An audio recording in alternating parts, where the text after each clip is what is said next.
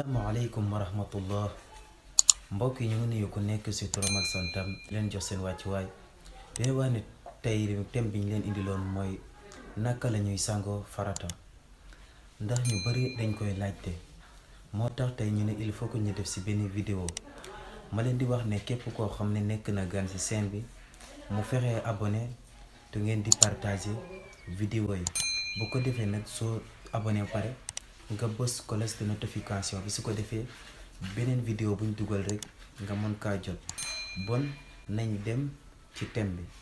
waaw mbokk yi soo ñëwee premièrement di nga yéene fas yéene sangu farata mais yéene nag nekkul li ñuy wax ci kaw waaye ci xol lay nekk.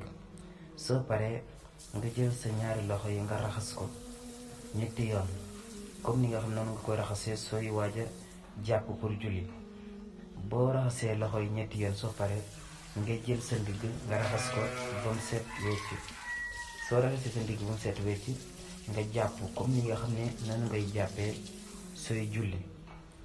soo jàppee comme ni nga xam ne noonu ngay jàppee ba sooy julli nag ba pare nga jël sa karaw gi nga raxas ko ci biir ba mu set wecc.